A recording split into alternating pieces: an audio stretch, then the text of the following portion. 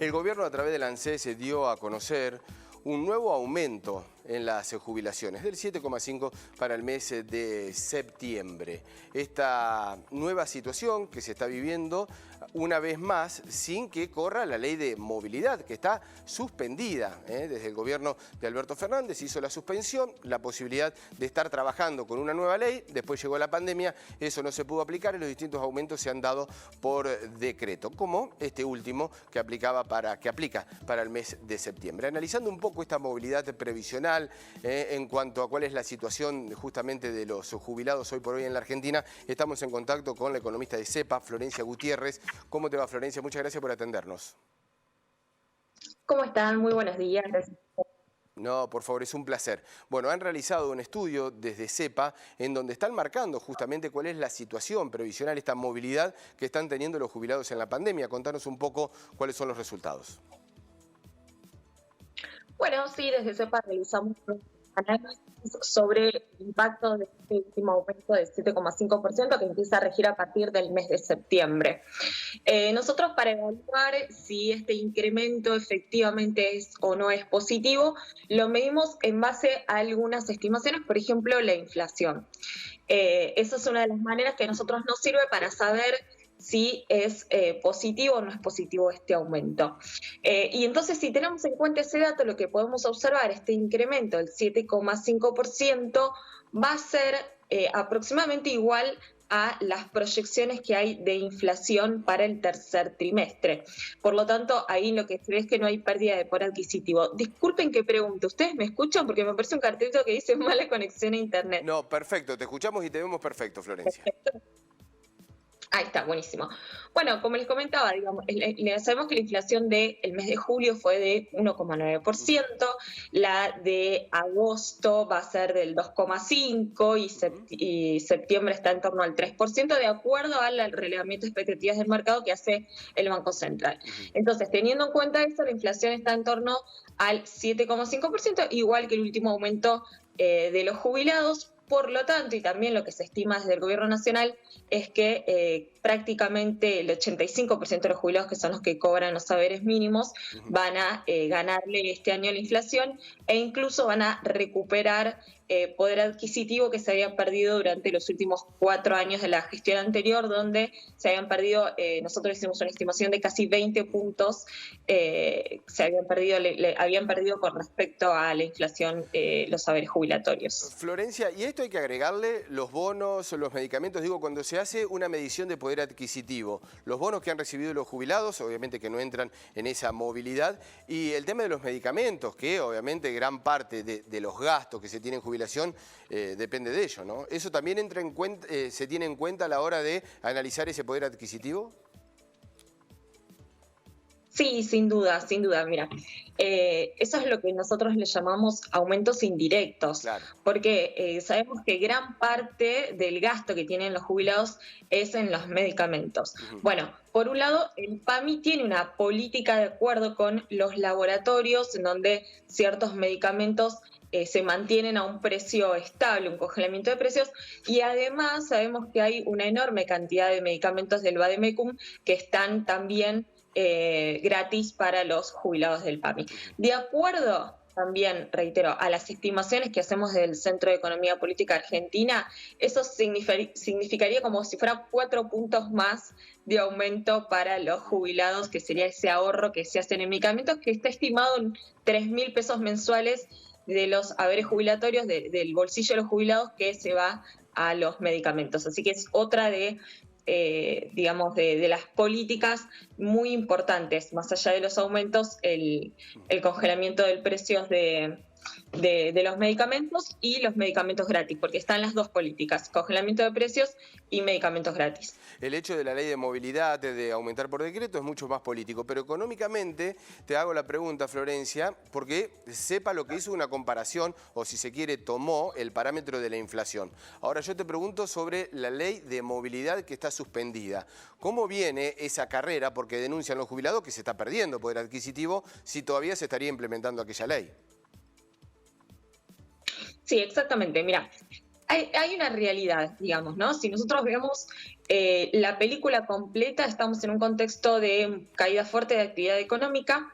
Eso llevó a que en marzo en enero, ni bien asumió este gobierno, se apruebe la ley de emergencia en el Senado que dejaba sin efecto la movilidad interior y se estaba trabajando en una nueva fórmula de movilidad que empezaba a regir supuestamente a partir de junio, pero como vino la pandemia, se extiende y se supone que la próxima recomposición, que es en diciembre, debería estar la nueva fórmula. Se está trabajando en el Congreso.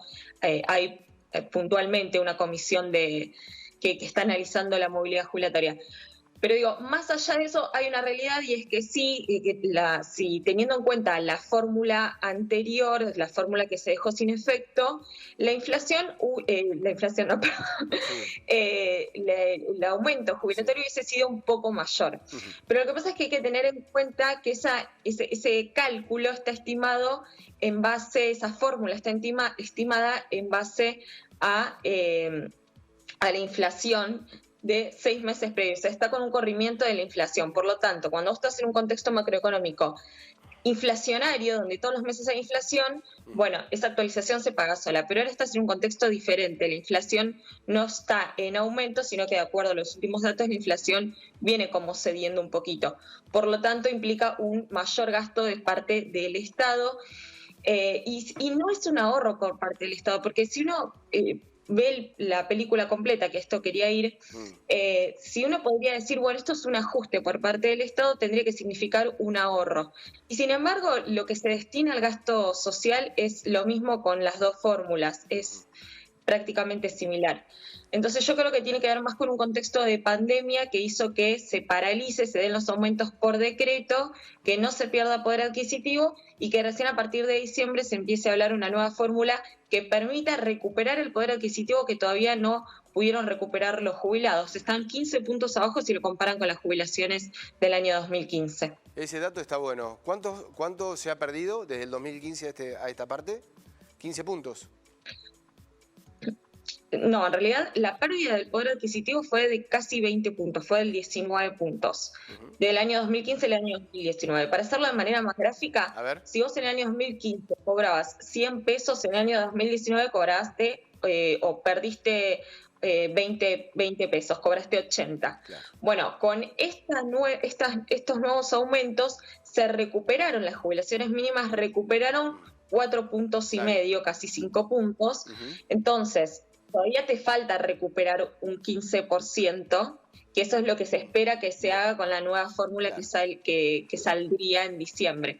Pero la realidad es que en un contexto en donde no había pandemia se perdieron 20 puntos y en un contexto de pandemia se están recuperando 4 puntos. Eso es un dato bastante llamativo. Florencia, y con respecto a la jubilación mínima y la mayoría de los jubilados, porque decimos ¿qué porcentaje hablabas? De un 70-90% de jubilados que van a estar por encima de la inflación. Pero esto está dividido por jubilación mínima, que es el gran porcentaje, después el que cobra algunos pesos más, pero que no son tantos, y después ya sí nos vamos a segmentar a las jubilaciones más altas. Esto beneficia a ¿cuántos segmentos de jubilados que van a estar por arriba de la inflación? Mira, beneficia al grupo etario que cobra los saberes más bajos.